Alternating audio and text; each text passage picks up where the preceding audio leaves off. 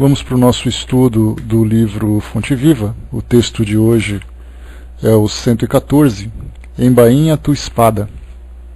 É uma mensagem que vem completar, como sempre, com as nossas coincidências, vem completar a ideia que nós desenvolvemos durante a semana no estudo do Evangelho segundo o Espiritismo, onde nós falamos sobre aceitar, de um modo mais pacífico a relação com os nossos inimigos, com aqueles que convivem conosco numa condição de desequilíbrio, principalmente. Então, quando fala sobre embainha tua espada, essa mensagem ela foi trazida pelo apóstolo João, no capítulo 18, no versículo 11, e como o próprio nome fala, trata exatamente de recolhermos não apenas as nossas armas, mas também o ímpeto que nós trazemos de provocar o conflito, porque isso faz parte do nosso instinto. A agressividade é natural no espírito humano, e isso faz parte da nossa trajetória evolutiva. Só que com o passar do tempo, desde aqueles tempos antigos em que nós trilhávamos ainda, pela força do instinto, nós viemos nos pacificando, nós viemos nos harmonizando, desenvolvendo mais o nosso raciocínio, e através desse processo nós começamos a tomar decisões mais equilibradas, exatamente porque começamos a medir as consequências. Tudo aquilo que vem de uma forma agressiva traz um dano colateral, seja sobre aquele que sofre a ação agressiva, ou para aquele que provoca a ação. Porque, a princípio, nós temos uma ideia imediata de que o que vale é agir através da força. Bom dia, pessoal. Agir através da força para conquistar aquilo que nós desejamos, e o prêmio que nós recebemos é exatamente a satisfação daquela nossa intenção. Porém, nós não consideramos os desdobramentos morais, os desdobramentos afetivos, os desdobramentos psicológicos, e isso porque todos eles vêm de uma forma mais lenta e não de uma forma tão clara, tão ostensiva como nós observamos naquela ação imediata. Nós veremos aqui no início desse nosso texto que Emmanuel, falando sobre essa questão das nossas guerras íntimas, dos conflitos íntimos que nós temos, aliás, esse é um tema que nós vamos voltar a trabalhar nele quando iniciarmos o nosso estudo desse novo capítulo, Amai os vossos inimigos, do Evangelho segundo o Espiritismo, que nós entramos agora. Nós temos ali na parte das instruções dos Espíritos uma passagem que fala sobre o duelo. E ele tem uma relação muito próxima com esse texto de hoje. Então Emmanuel trouxe para nós aqui no início do texto, falando exatamente das guerras, mas de uma proporção mais global, da guerra propriamente dita, e não apenas em termos de conflitos de sentimentos, conflitos de ideias. Ele diz assim para nós: a guerra foi sempre o terror das nações. Furacão de inconsciência abre a porta a todos os monstros da iniquidade por onde se manifesta. O que a civilização ergue, ao preço dos séculos laboriosos de suor, destrói com a fúria de poucos dias. Diante dela surgem o morticínio e o arrasamento, que compelem o povo à crueldade e à barbaria, através das quais aparecem dias amargos de sofrimento e regeneração para as coletividades que lhe aceitaram os desvarios. Então, seguindo aquilo que eu falava para vocês a respeito dos desdobramentos das nossas intemperanças, quando nós tratamos dessa questão da guerra que Emmanuel apresenta para nós, muitas vezes nós observamos nos conflitos que ou a história acaba trazendo para nós, ou então nós presenciamos nos tempos contemporâneos, nós vemos simplesmente as bombas caindo, as pessoas morrendo e a destruição tomando conta de um determinado cenário. Mas após esse momento, tudo volta aparentemente, pelo menos para a mídia, ou a princípio para o nosso entendimento, tudo volta à condição normal. Mas nós não imaginamos o que acontece nos próximos dias, nas próximas semanas, nos próximos meses e nos próximos anos, e mais ainda, o que acontece nas próximas encarnações. Tudo isso como uma causa, tudo isso uma causa imediata, um efeito, um evento imediato, mas que traz as consequências. Então, imaginamos, por exemplo, no momento em que existe uma guerra num lugar, e pessoas morrem, e patrimônios são destruídos, e efeitos psicológicos acabam se desequilibrando, né, trazendo desequilíbrios. Nós não pensamos, por exemplo, nas famílias que foram destruídas, nos afetos, nos sentimentos de ódio, de raiva que nascem nas pessoas, o desejo de vingança, a falta de esperança com relação ao futuro e com relação à própria realidade espiritual que cada um vive, né? Então ninguém pensa nesse detalhe, nós simplesmente vemos a guerra começa e a guerra termina. E daí nós temos uma expressão que é utilizada popularmente, dizendo que numa guerra não há vencedores, somente perdedores. Exatamente porque nós pensamos assim, ganha a guerra aquele que na verdade destrói o seu inimigo e satisfaz as suas intenções. Só que na verdade, independente da posição em que ele se encontra nesse ponto de vista, sempre vai ser um perdedor. Porque mesmo aquele que ganha aquilo que deseja, mas para isso ele utiliza a força, ele provocou a destruição de alguém ou de alguma coisa, ou provocou um desequilíbrio. E ele se torna responsável por isso que ele fez. Só que o nosso mundo não vê isso hoje. Nós somos, como sempre, imediatistas, pensamos apenas no efeito imediato e na realização daquilo que nós desejamos. Nada mais que isso. E nós nos esquecemos dos comprometimentos e das responsabilidades que cada um acaba assumindo. Naquele livro O Espiritismo e a Guerra, de Leon Denis, eu acho que esse título, eu sempre me confundo com ele. Ele fala exatamente sobre aquela guerra que houve entre a Alemanha e a França, né? Na verdade era a Prússia e a França no século XIX, e em que os franceses precisavam então se organizar para se defenderem do ataque que recebiam dos prussianos, né, que viriam no futuro a se tornar os alemães. Então, naquele momento, ele falava exatamente isso, que a necessidade de defesa ele é muito diferente da intenção do ataque. Isso porque cada combatente... muito invisível a guerra, obrigado, Miriam. Então, cada combatente, cada indivíduo que se envolve naquele conflito, ele tem as suas motivações. Mas muito mais do que motivações, ele tem os seus próprios princípios. Que, na verdade, ele vai tomar as suas decisões e ele vai assumir as responsabilidades por aquilo que ele fez. E não simplesmente o fato dele estar na guerra ou não. O Gilson colocou, né, como conciliar essa reflexão com algumas afirmações que sustentam que as guerras são provações que induziriam ao progresso. A questão a gente pode até falar sobre isso na semana que vem, Gilson, que vai ser... Lembra aí da gente comentar sobre isso no nosso tema livre? Porque assim a gente pode desenvolver um pouco mais o nosso trabalho. A gente lembra que, no caso, por exemplo, de uma guerra que surge, ela vem como uma provação, não porque a guerra é a provação em si, mas porque a decisão dos homens equivocadas criaram uma situação conflituosa, uma situação dramática, e essa situação se tornou uma guerra. Mas não significa que o progresso não tenha outro caminho para poder se desenvolver, para poder se aplicar.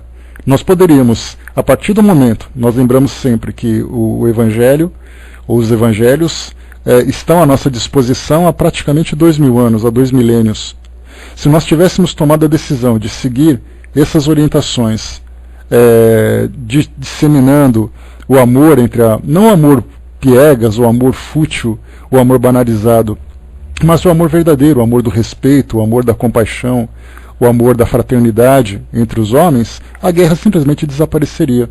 E isso faria com que o progresso se desse do mesmo jeito. Um progresso moral, um progresso intelectual.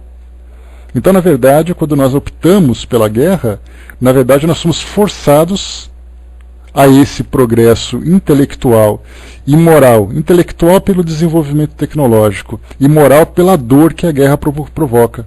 E isso faz com que nós, pela exaustão, pelo sofrimento que isso tudo causa, a mudar as nossas decisões. Mas nós poderíamos mudar a decisão sem passar por isso. É mais ou menos aquele aprendizado que diz para nós, né, que os arrogantes não aprendem nem mesmo com o erro. Os ingênuos só aprendem errando, e só os sábios aprendem com os erros dos outros. Então nós temos essa oportunidade de aprender tomando decisões corretas. Então a guerra, na verdade, todos os conflitos, a miséria, a guerra, a corrupção e todas as outras mazelas que uma sociedade vive, na verdade é resultado das escolhas erradas. Se tomasse as decisões certas, não precisaríamos passar por isso. Né? Mas então, lembra da gente falar sobre isso no nosso próximo tema livre, que esse é um assunto bastante interessante da gente abordar. Né? Então, na verdade, eu estou falando sobre essa questão da guerra só para a gente poder lembrar, bom dia pessoal que chegou, só para a gente poder lembrar que toda ação gera uma reação. Esse é um axioma que é incontestável para nós. Isso na prática nós comprovamos no nosso cotidiano. Se a nossa ação é uma ação turbulenta, nós teremos uma reação. Não que o outro vá devolver a mesma violência, mas é que as circunstâncias que são gerenciadas pela lei de causa e efeito vai fazer com que nós vivamos circunstâncias para restabelecer o equilíbrio que nós um dia provocamos. Então aquele que solta a bomba, aquele que dá um tiro durante um momento de conflito, durante um momento de guerra, ele, ao destruir aquele que é o seu opositor, ele se coloca na condição de vencedor. Só que dentro dessa visão que a doutrina espírita nos proporciona, de analisar toda essa questão da lei de causa e efeito, do comprometimento que nós temos uns com os outros, das responsabilidades que nós assumimos, de acordo principalmente com o grau de conhecimento que nós temos, a quem muito foi dado, muito será cobrado. Então nós começamos a tecer uma grande teia de eventos e de comprometimentos que elas demoram muito para serem depois desmanchadas ou serem dissolvidas. E na verdade nós estamos vinculados uns aos outros exatamente por passado delituoso. E não simplesmente por um passado fraterno. Isso nós vemos claramente na nossa realidade social. O país que nós vivemos, o mundo que nós vivemos, no ambiente que nós vivemos. Por que essas pessoas estão juntas? O que fez com que elas se tornassem comprometidas umas com as outras? Exatamente as escolhas do passado. Então nós vemos que aquela vitória imediata, na verdade, ela é uma grande ilusão. Porque satisfizemos um desejo egoísta de nossa parte. Mas seremos forçados a restabelecer a ordem daquilo que nós desequilibramos ou que nós destruímos no passado. E aqui então, continuando esse raciocínio, Emmanuel coloca: o mesmo acontece, ocorre o mesmo dentro de nós quando abrimos luta contra os nossos semelhantes. Sustentando a contenda com o próximo, destruidora tempestade de sentimentos nos desavora o coração. Ideais superiores e aspirações sublimes longamente acariciadas por nosso espírito, construções do presente para o futuro e plantações de luz e amor no terreno de nossas almas, sofrem desabamento e desintegração, porque o desequilíbrio e a violência nos fazem tremer e cair nas vibrações do egoísmo absoluto que havíamos relegado à retaguarda da evolução. Depois disso, muitas vezes devemos atravessar aflitivas existências de expiação para corrigir as brechas que nos aviltam o barco do destino em breves momentos de insânia. Em nosso aprendizado cristão, lembremos-nos da palavra do Senhor: embainha tua espada. Alimentando a guerra com os outros, perdemo-nos nas trevas exteriores, esquecendo o bom combate que nos cabe manter em nós mesmos. Façamos a paz com os que nos cercam, lutando contra as sombras que ainda nos perturbam a existência, para que se faça em nós o reinado de luz. De lança em riste, jamais conquistaremos o bem que desejamos. A cruz do Mestre tem a forma de uma espada com a lâmina voltada para baixo. Recordemos assim que, em se sacrificando sobre uma espada simbólica, devidamente ensarrilhada, é que Jesus conferiu ao homem a bênção da paz, com felicidade e renovação. Então, essa segunda parte ela traz para nós uma reflexão profunda a respeito do nosso modo de viver, no que diz respeito a essa vivência em comunidade. Nós temos dentro da nossa família, e as guerras acontecem principalmente, né, essas guerras mentais, essas guerras emocionais e guerras sentimentais acontecem principalmente nos nossos círculos mais íntimos. Porque se por acaso existe um conflito num ambiente fora de nossa casa, o conflito se dá naquele momento. Então você discutiu com alguém na rua, discutiu com alguém em algum lugar, você volta para casa, acabou. Dentro de casa é todos os dias, todas as horas. E coisa que nós não percebemos, principalmente porque nós ainda vivemos naquela condição de disputar para saber quem é aquele que é mais forte, saber quem é aquele que é o mais poderoso, quem é aquele que dá as ordens, quem é aquele que grita mais, quem é aquele que impõe a sua vontade sobre a vontade dos outros. Então nós vemos que esse tipo de relação de competição dentro de um ambiente familiar, nós observamos as vitórias imediatas, como acontece no caso da guerra. Eu quero que as coisas fiquem desse jeito, eu dou um grito dentro da minha casa e as coisas ficam daquele jeito. Mas nós não pensamos exatamente naquilo que provocou sobre o outro, que depois fermenta durante muito tempo. As mágoas que foram criadas, as dores morais que foram provocadas, mas nós não vemos. Porque o que vale para nós é aquela discussão que aconteceu no ano passado. Mas do ano passado para cá, aquela mesma dor veio sendo alimentada por outras pequenas beliscadas, por outras pequenas agulhadas, com o passar do tempo, fazendo com que uma relação que tinha como propósito fundamental ser desenvolvida em harmonia, em amor, ela acaba dando continuidade exatamente naquele sentimento de dor, de antipatia, que exatamente separa os indivíduos. O Elcio colocou para nós, né, Kardec, em 18/6/56, era advertido pelo Espírito Verdade, né, acerca de sua missão. Tens que expor a tua pessoa, suscitarás contra ti ódios terríveis, inimigos encarniçados que se conjurarão para a tua perda. Ver-te-ás nos braços com a malevolência, com a calúnia, com a traição da mesma dos que te parecerão os mais dedicados. Terás que sustentar uma luta quase contínua. Era na verdade uma escolha que começava a ser feita de alto sacrifício de Kardec, já sabendo que, embora a dor fosse imediata daquilo que ele fosse receber como negação pelo trabalho que ele fazia, a repercussão sobre aqueles que agiam daquela forma já era para ele conhecida. Sofreriam as consequências, sentiriam o constrangimento de terem impedido o desenvolvimento do bem pelo mundo e depois teriam que trabalhar nesse benefício. Então, quando nós pensamos de um modo imediato a respeito das escolhas que nós fazemos, e sem pensar nas consequências futuras, para nós o que vale é simplesmente a ideia de alimentar o nosso egoísmo. O egoísmo é exatamente a causa de tudo isso. Porque quando nós estudamos a respeito das virtudes e das imperfeições, nós fizemos uma correlação daquilo entre elas, né? O sentimento de ódio em oposição ao sentimento de amor, o sentimento de orgulho em oposição ao sentimento de humildade. E falamos também sobre a raiva e o amor, né, o ódio e o amor que a gente tinha comentado, e nós falamos também sobre... pior que me fugiu a palavra, que eu estava com ela na ponta da língua, ela escapou.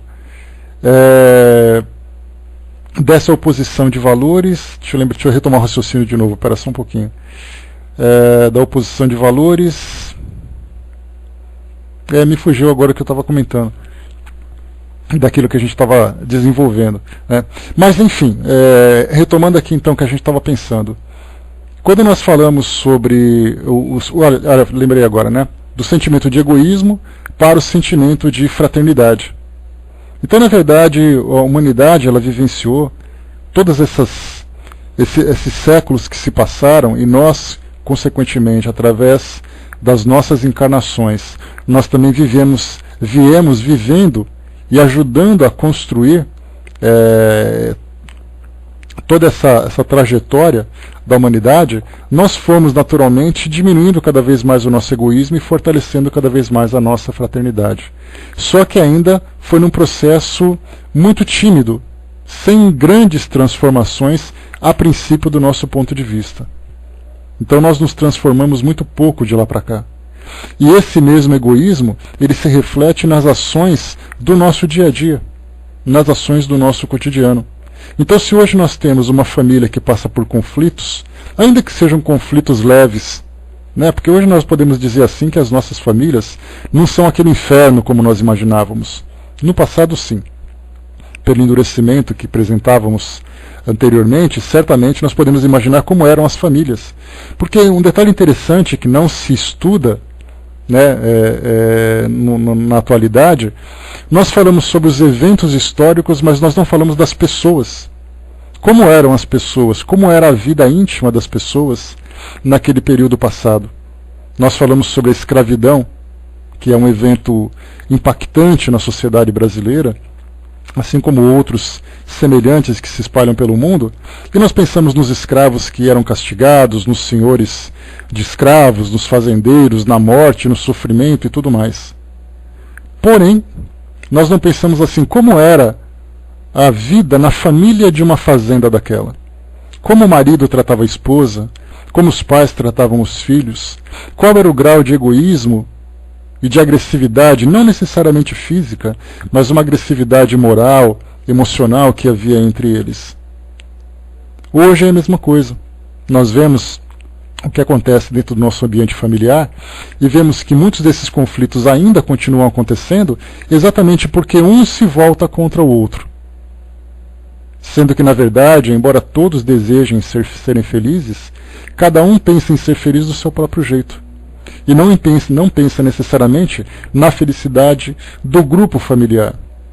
Claro que eu desejo que toda a minha família seja feliz, mas eu quero que ela seja feliz do meu jeito, não do jeito delas. E elas, individualmente, as pessoas da minha família, desejam também serem felizes, mas querem ser felizes do modo delas. Ou seja, que eu sirva aquilo que elas querem, do mesmo modo que eu espero que elas me sirvam naquilo que eu quero. Só que como nós não nos entendemos, nós então partimos para aquela agressividade. Exatamente para aquela disposição do combate para satisfazer aquilo que nós desejamos. E em virtude desse pensamento, porque nós vemos assim que nós temos famílias que passam uma existência inteira para o indivíduo chegar no final da vida e dizer assim, eu controlei a minha família do jeito que eu quis. Sem imaginar o tormento que ele criou para si próprio em virtude das lesões afetivas que ele provocou nas pessoas que dependiam das suas escolhas. Se perguntar assim, como é que é a vida na sua casa? É tranquila. Tranquila para quem? Para você ou para toda a família? E aí então nós não paramos para pensar.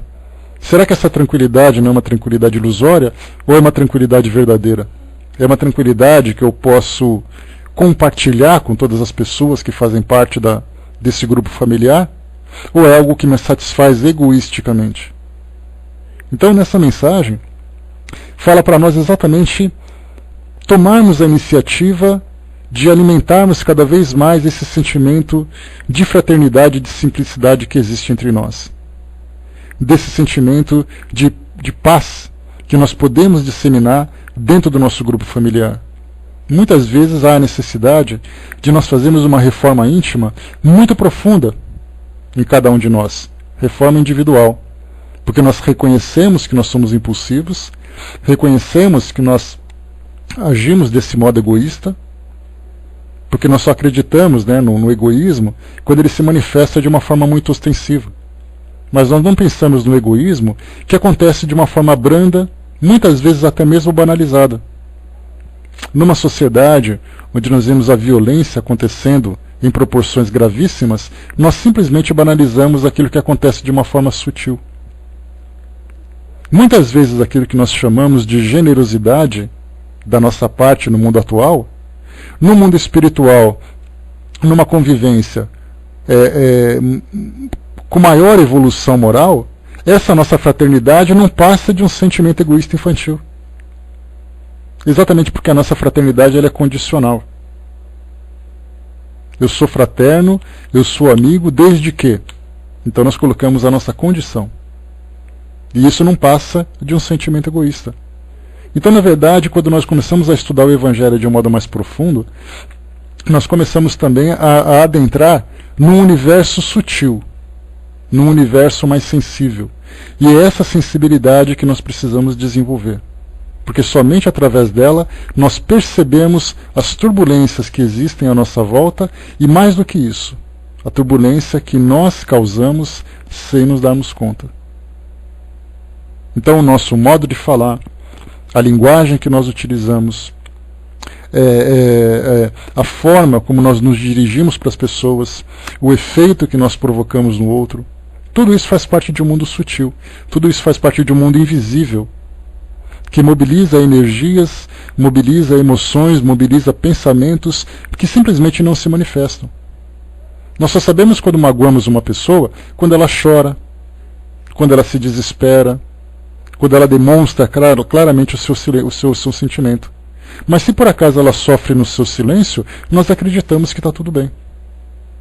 E é aí então que nós achamos que nós nos equivocamos, nos iludindo, acreditando que a nossa casa vive em paz, porque ela não vive os tormentos que existem em outras famílias numa condição mais grave.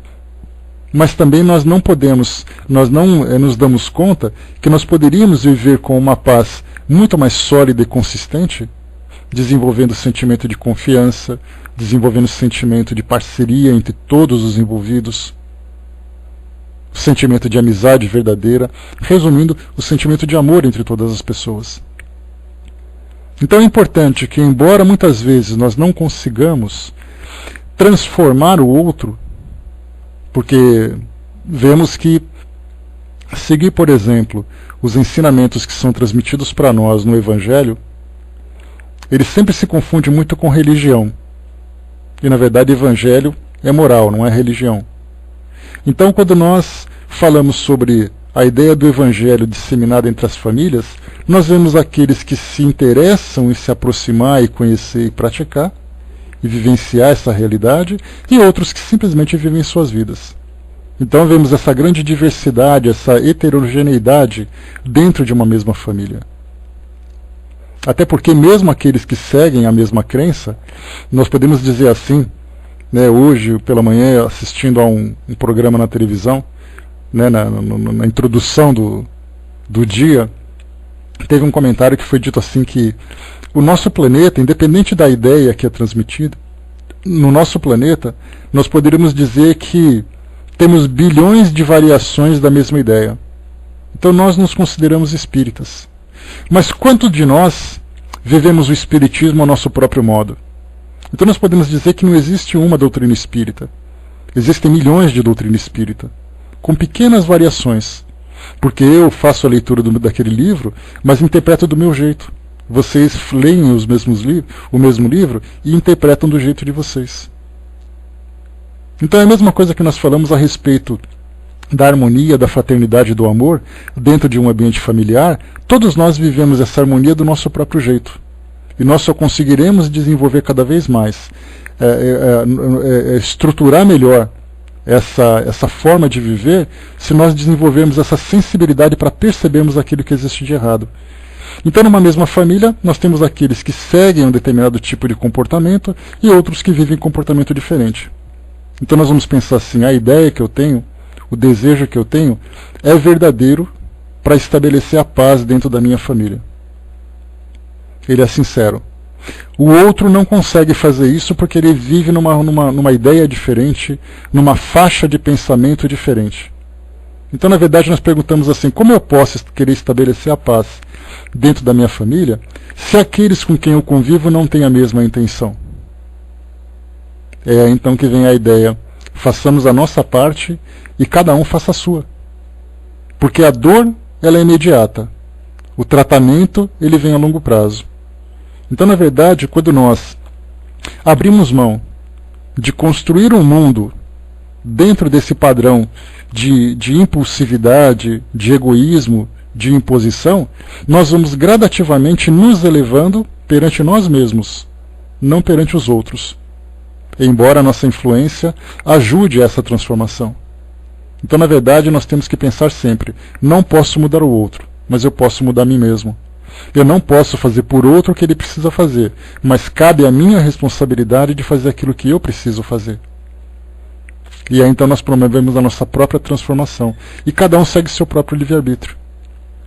E é importantíssimo para nós lembrarmos sempre que, embora hoje a dor seja provocada pela atitude egoísta daqueles que convivem conosco, naturalmente eu estou falando da nossa família, mas nós poderíamos estender isso para o mundo que nós vivemos, para o universo que nós vivemos.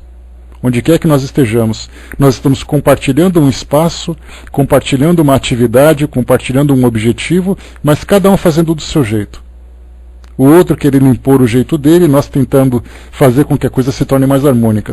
Ele pode até conseguir fazer do jeito dele mais agressivo, porque ele não tem escrúpulos em simplesmente gritar, em simplesmente jogar, em simplesmente agir, em acusar.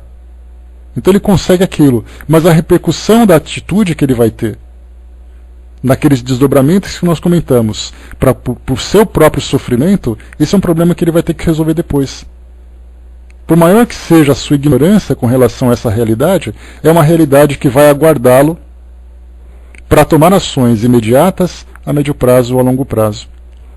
Mas da mesma forma para nós, que tomamos a nossa decisão de estabelecer essa condição de harmonia, nós receberemos também, como uma consequência natural dessa lei de causa e efeito, os efeitos imediatos a médio prazo e a longo prazo. E se nós temos que suportar aquela situação difícil, tenhamos sempre consciência de que o nosso vínculo com aquele ambiente, com aquele grupo, com aquela pessoa, é uma necessidade que nós temos. Porque muitas vezes no passado, nós fomos aqueles que são chamados de algozes. Aqueles que foram os vilões do grupo familiar.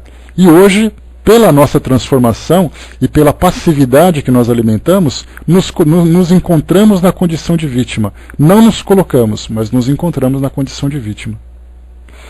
O Elcio colocou: estamos numa faixa de evolução em que erramos e acertamos. Como censurar? É a ideia de sempre fazer com amor, Elcio. É aquilo que nós comentamos no início da guerra, que era sempre colocado, né? O Leon Denis dizia assim, no livro, né, o Mundo Invisível e a Guerra. Ele falava assim: um soldado deve defender numa guerra, deve se defender ou defender o ambiente onde ele vive dos ataques que ele sofre. Então, na verdade, na condição de soldado, tanto aquele que ataca como aquele que defende está na mesma posição, tá? Ou estão na mesma posição. O problema é a forma como cada um age. Nós falamos essa semana sobre a questão da violência na sociedade, sobre essa questão da redução da maioridade penal e tudo mais. Então nós pensamos o seguinte: imagine que você é um policial da força pública ajudando a promover a paz dentro de uma comunidade. Você é um policial que se encontra com preparo técnico para isso, você está armado para isso e você tem valores para agir. A pergunta é: você vai combater um criminoso, como você vai agir diante dele? Você vai usar a sua posição para castigar e torturar aquele que você prendeu, ou você vai agir para proteger a sociedade e inclusive proteger aquele indivíduo dele mesmo, do seu primitivismo, do seu egoísmo, do seu desequilíbrio? Então, na verdade, nós pensamos assim: Deus nos julga pelas nossas intenções. Então, mesmo que você seja um soldado diante da guerra, são as suas intenções e as suas ações naquela guerra que vai fazer a diferença, que vão fazer a diferença. E não o fato de você se encontrar armado e fardado num campo de batalha. Dentro de casa é a mesma coisa. Então muitas vezes nós desejamos promover a paz, mas temos várias formas de fazê-lo. Algumas vezes de uma forma um pouco mais dura. Mas a intenção, principalmente, exato, Angelina, essa humanidade, essa fraternidade, ela deve ser imperativa em todas as nossas ações. Mesmo que muitas vezes nós tenhamos que tomar ações um tanto quanto mais drásticas, diante da situação, a gente lembra daquela ideia, né, de situações extremas, medidas extremas, mas sempre com um objetivo maior. Eu faço aquilo, mas eu faço pelo seu bem, não pelo meu bem. Porque esse meu bem, na verdade, ele muitas vezes se reveste de um egoísmo que acaba obscurecendo a nossa percepção. Então eu faço alguma coisa pensando no meu bem, mas eu não penso no mal que eu estou fazendo. Então nós sempre temos que pensar assim, eu faço o bem para mim, tanto quanto eu faço o bem para você. Amar ao próximo como a si mesmo, né? Essa é a ideia fundamental. Então tudo aquilo que nós fizermos, sempre pensar assim, eu faço pensando no bem de todos, não apenas no meu próprio bem. E se eu não consigo ainda pensar no bem de todos, eu tenho que tentar minimizar, tanto quanto possível, o mal que vem como consequência daquilo que eu faço. Né? Exato, né, Gilson? Então, temos sempre que ter essa consciência. Tudo que eu fizer, eu tenho que reduzir ao máximo os efeitos colaterais, os danos colaterais. Se eu colocar o amor como referência das minhas ações, e nós temos que ter um processo de educação muito difícil, porque nós aprendemos durante os anos a criar um jeito de falar com as pessoas,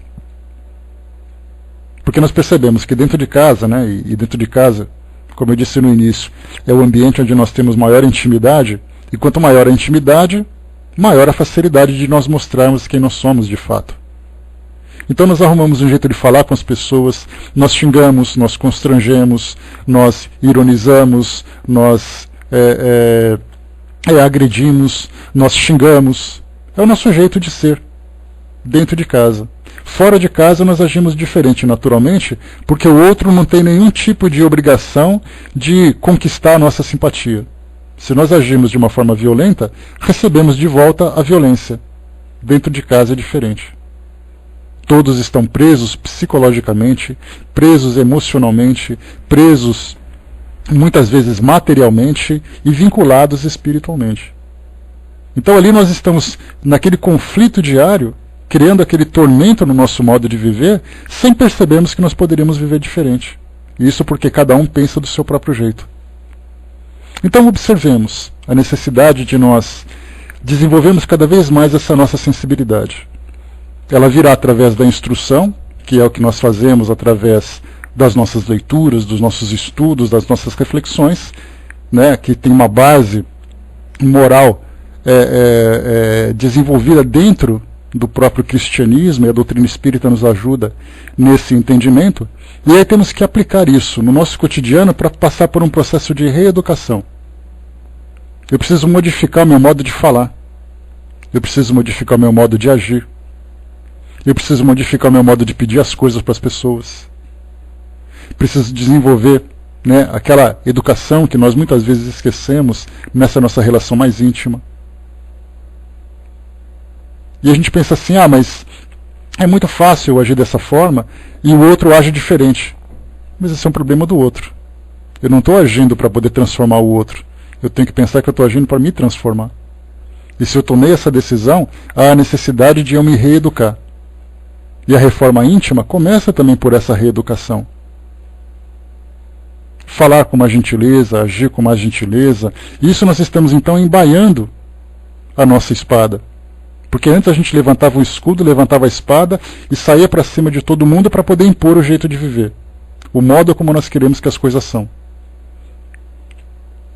Eu comentei com vocês, né, essa semana já é a segunda vez que eu falo sobre isso, daquela história do espírito Calunga, né, que através do Luiz Antônio Gasparetto fala sobre o mundo espiritual. Ele comenta assim que no mundo espiritual existe uma gentileza que nós ainda não compreendemos. Tudo é motivo de gentileza. Tudo você é elogiado, tudo você recebe a gratidão das pessoas, tudo você recebe a simpatia, naturalmente naquela dimensão, né, onde os espíritos já têm essa consciência. Então nós ficamos assim constrangidos de ver que parece que tudo fica muito mais fácil, tudo mais simples. E nós podemos implantar esse mesmo modo de viver também na nossa realidade.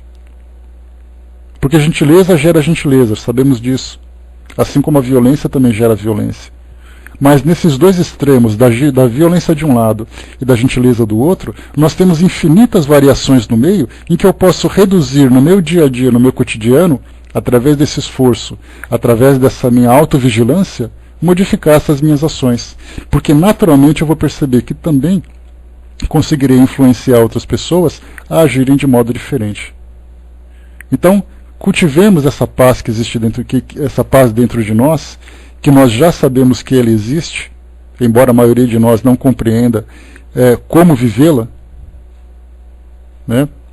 Então, porque do contrário, a gente simplesmente vai continuar se iludindo, um contra o outro, companheiro contra companheira, irmão contra irmão, pais contra filhos, companheiros contra companheiros,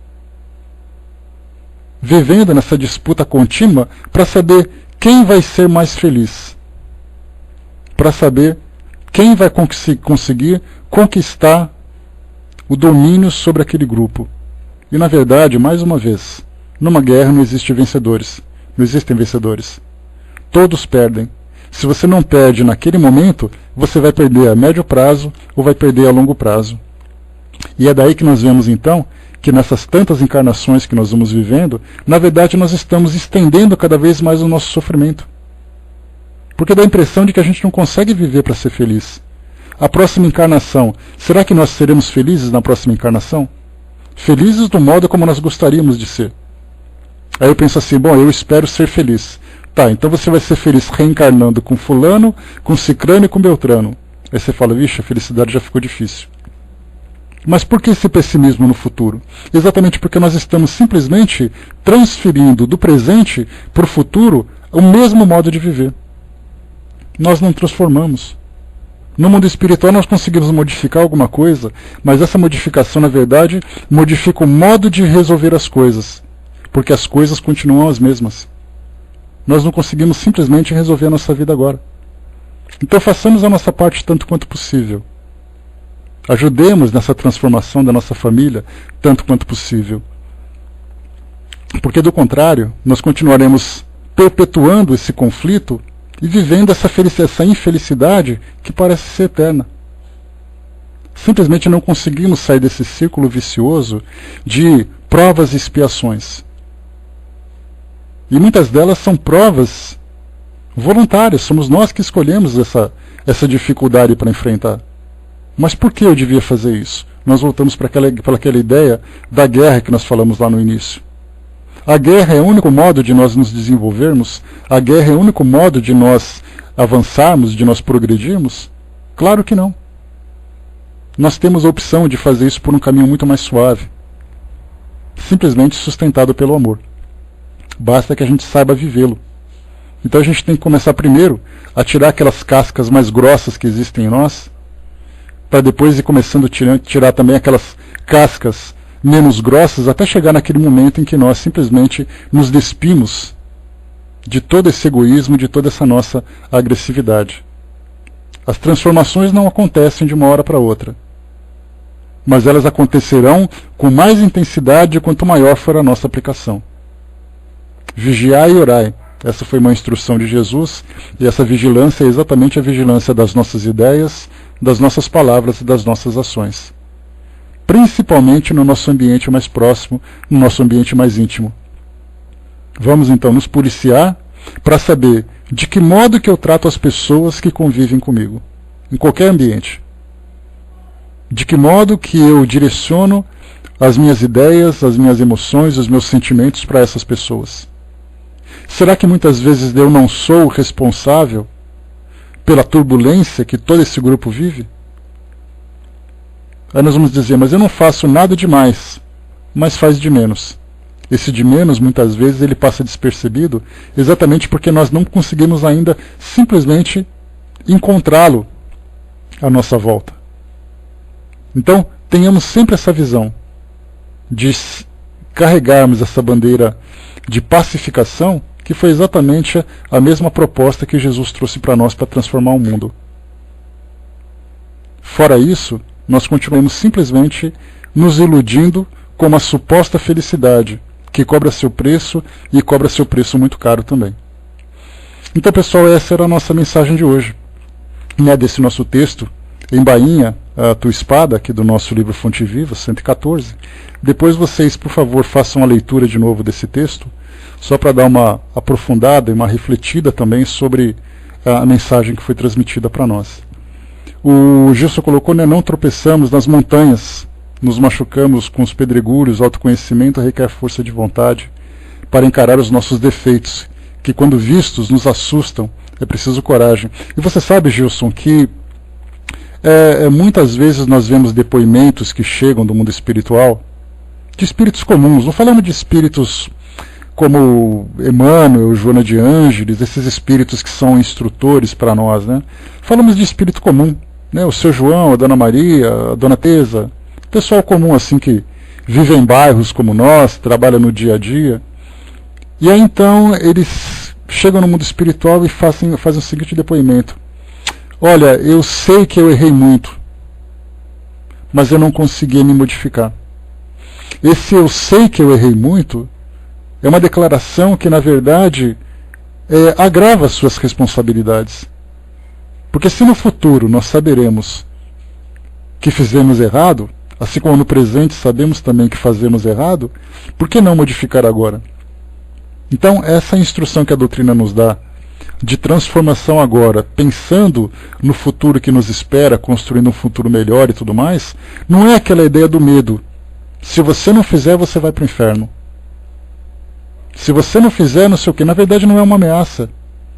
A doutrina simplesmente fala assim, olha, é uma questão de escolha. Você está escolhendo hoje o seu modo de viver agora e também escolher o seu modo de viver no futuro.